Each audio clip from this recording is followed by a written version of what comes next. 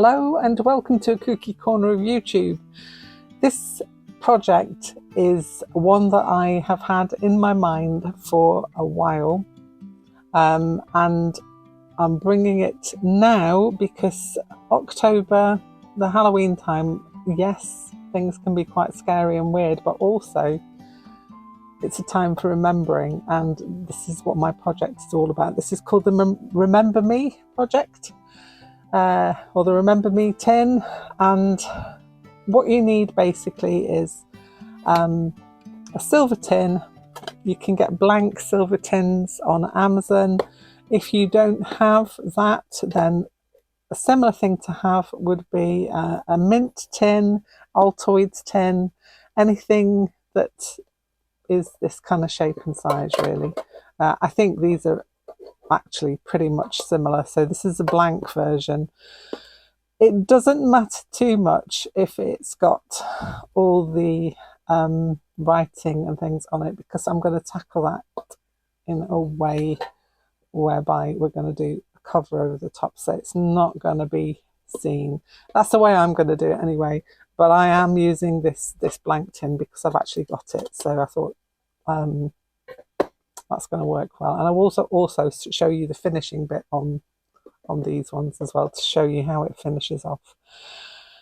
So the idea is I am going to have a strip of calico for as long as I want it to be, but you don't want it to be too long because it's going to have to fit in this tin. Okay, so the size of this piece, let me measure for you. It's about 3¼ inches wide, or let's say about 8½ centimeters. But yeah, measure your tin to find out what you can fit into it. But that's the size that fits into mine. You will need some fabric scraps. Now, for this project, I've got a suggestion. I didn't have any clothing of my family members to use in this, but if you do, that might be a really lovely idea to use little snippets of clothes that they wore. It's just adding to the memory of the piece, really. But I didn't have any of that, but I did have things that I knew they would love and was similar to clothes that they did wear, and that would remind me of how they were in life. And so these are the things you're going to need. The other thing you're going to need is photographs of your loved ones, because what we're going to do is we're going to print it onto this lovely stuff called photo fabric, and it's 100% cotton poplin, and it goes in an inkjet printer. And what you do is you'd load up your pictures onto like a Word or a Pages document, and then print it out on this. And then all you have to do is take off the backing, rinse it out, and let it dry, and then it's good for use. So that's the first thing to do. Gather your memories and put them on a piece of paper. If you don't have too many pictures, what you could do is add other things in so that you're not wasting the photo fabric, because this is quite expensive. I think it's about £12 for 5 sheets. Now that is quite expensive, but when you think about the fact that you can add it into your stitched things, then I think it's worth it. I used it for my Inspired By earlier this year to do my big portrait, the one inspired by me. So yeah, and that was available on Amazon again. I'll leave a link to this down in the description box in case you're wanting to find it. There are other ways you could do this. If you don't want to do it on a photo fabric, you could have little pockets that you can tuck photographs into, but I just wanted mine to be a stitched piece. So that, of course, is completely up to you. So gather your photographs, and we'll make something to remember our loved ones by. So this is the photo paper the cotton, photoed cotton that I showed you earlier, and I printed out my photographs on there that I want to use in my project, and they look fabulous actually. What we have to do now is rinse this under cold water for 30 seconds until the water runs clear, and then you need to dry it flat on a towel or something, like a tea towel or something, to dry it off. And then if it needs a little bit of ironing after it's dried, then you can iron on the back of it if you want to. So that's what I'm going to go and do now. I'm going to rinse this under cold water for 30 seconds and then leave it to dry overnight. So I've printed out, as I said, my pictures. I've peeled the backing paper off and run it for 30 seconds underneath cold water until it runs clear. And now it's on the board, the J cloth underneath and a clean tea towel underneath as well. It's still wet, and so hopefully by tomorrow this will have dried and I'll be able to use it. So here is the sheet that I printed out yesterday and washed out, and now it's perfectly dry and ready to be used. But before I do that, I'm going to make my base. Now what I have done here is I've got a strip of calico, just a bit longer than this one. I am going to use this for something else, so we will need a little bit more. So it's going to be, let's have a little look. Measure it, 12 inches. This one's going to be about 15 inches. No, that was a lie. 12 and 5 makes 17. There we go, 17 inches long, so that I can fit on all the things that I want to do. But first of all, I have a selection of fabrics that I've laid out. I know that my family would have loved these colours, and this was similar to a jacket that my dad owned. My dad also had a pair of pyjamas that were like a paisley, but also he had this silk cravat that was similar to that as well, and these colours perfectly fit him. These colours here in the middle would have been ones that my mum would have loved, and looking at the photo, if we look at the photo of her there, she would have worn a jacket very similar to that, I would imagine, with like a dog's tooth check in it. And my sister loved flowers, she loved Monet, she loved the colour grey, she loved Mozart. She also loved Queen and Crowded House. But these, I think, suited her. Grey and neutrals were her favourites. She loved those and decorated a lot with those. But she also liked washed out floweries. Not especially to wear, but she did like to have scarves and such. So that little section is going to represent my sister. So I've got Dad, Mum, and my sister all on this one strip. And what I'm going to do now is I'm going to pick out a thread to just go up and down and unify the piece. Now I want it to be kind of a neutrally colour, so that's what I'm going to pick out now. Okay, so I have running stitched all the way along this piece. There's still my needle there, I must remember to take that out. And now what I would usually do is to get all these edges down, which I still probably will do. But what I want to do first off is to try and get some of the pictures of these and see where they're actually going to be. Now I'm thinking of kind of backing them with a thin interfacing of some kind so that they don't fray, because what I actually want to do is to cut into these so that I can actually cut out the bits that I would like. That one I will probably keep as is, maybe might trim it down a little bit.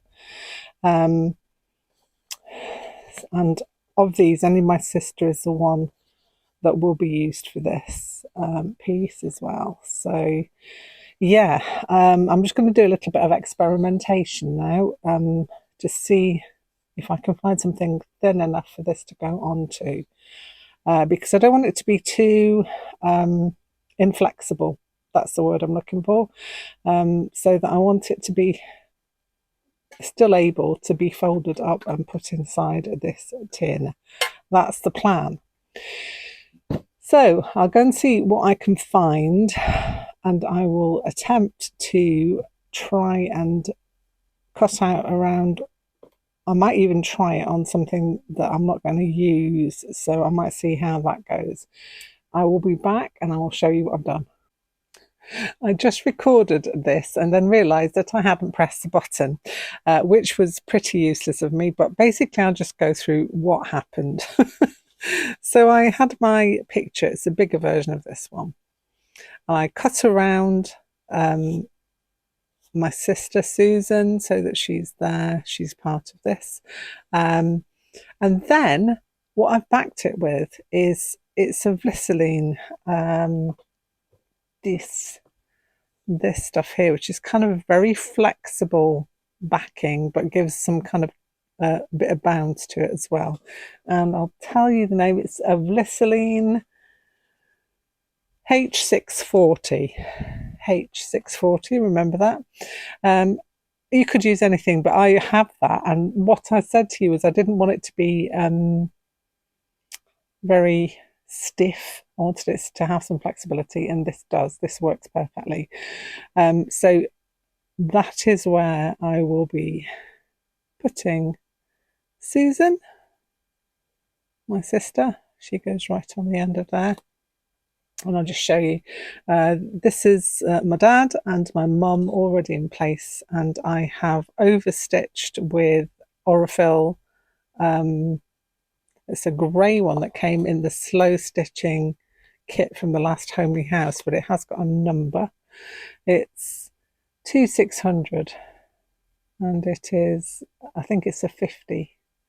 It's the Aurifil 50. And it's really nice and light, and it doesn't really detract away from things, which is why I've used it. So as you can see, I've stitched all the way around this piece here. What I haven't told you is how I attach the photo to the Aurifil.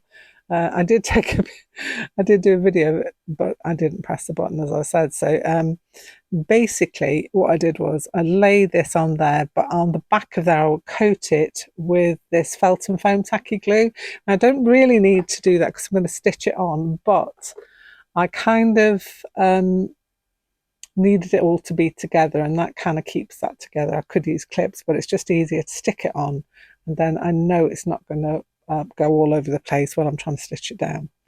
So I'm going to do the same with Susan as I did with Mum and Dad, and she's going to go on my strip just there next to family means nobody gets left behind or forgotten, which is one of the lovely quotes I'd like. And then I'm going to put Susan's name there and stitch around that as well. This means then that I can go into my strip and start to add in all the little decorative stitches I would usually do on a piece. So if I was doing these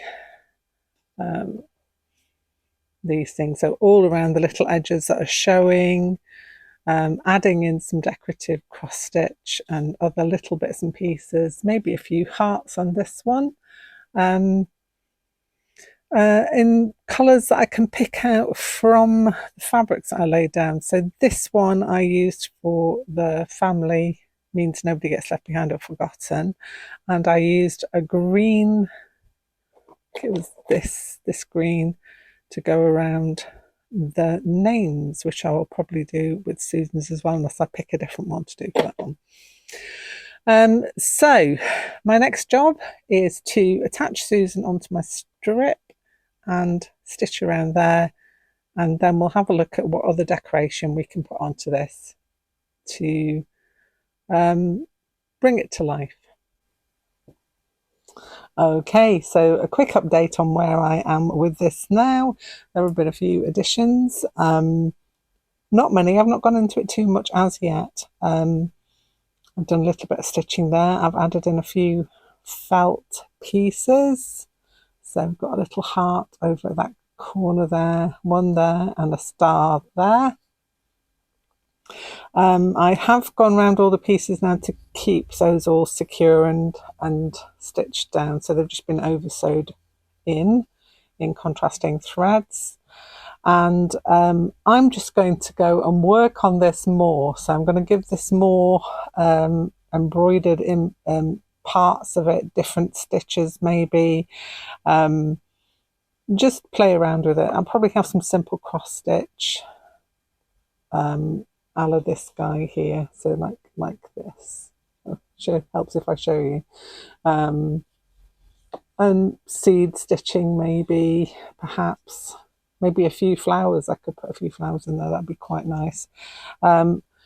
Just to add in and sort of embellish these pictures that I have of my family. This one of my mum, it is quite faded, as is the one of my dad. But I kind of like that as well.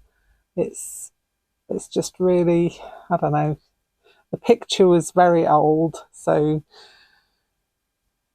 I like the faded quality of it, I have to say. And yeah, I just really enjoy those. I think they're working quite well with the backing.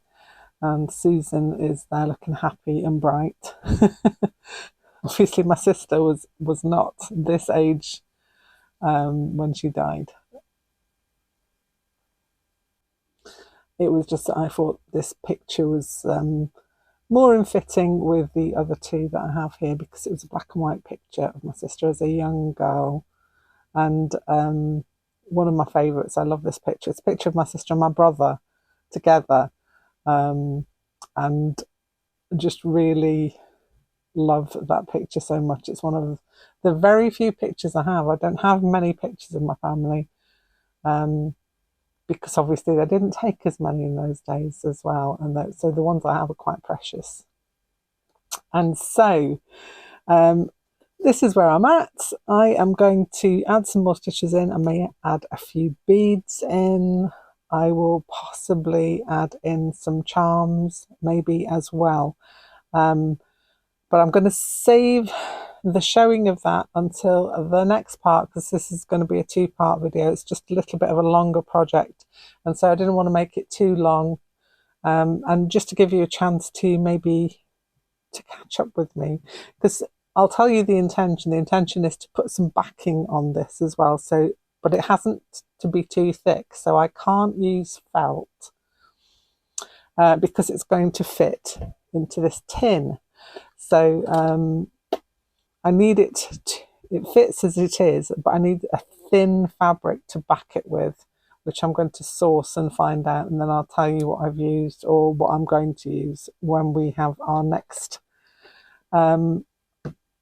piece of this project coming up, which won't be very long. I won't keep you waiting too long, because it's something that you might want to do for yourself. But yeah, if you want to follow along and do this, then it's a really nice project and something that's kind of a memento that you can keep with you at all times, and it's going to be safe. Hence the tin. Now, I'm thinking further ahead. The tin I'm not going to decorate, but what I have an idea of is, let me see if I can find that scrap of fabric.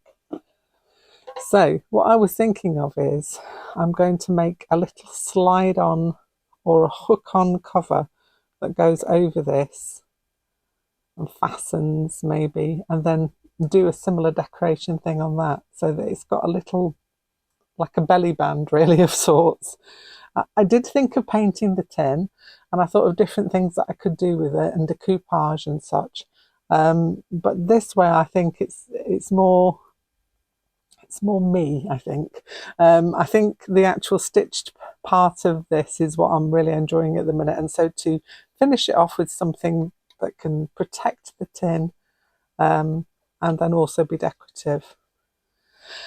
So that's all going to be coming in part 2 of this project. So if you are enjoying this, please don't forget to give me a thumbs up, and also like the video. But if you really want to know when this video comes up, the best idea is to subscribe to the channel, and you will get updates then. So you can click on the bell, and the bell will give you options, and every time I upload is one of the options that you'll get a little notification to say that there is a video waiting for you. It helps my channel as well. It kind of helps with the algorithm of spreading this around to other people who might find this interesting. So if you are at all inclined to do that, I will be forever grateful.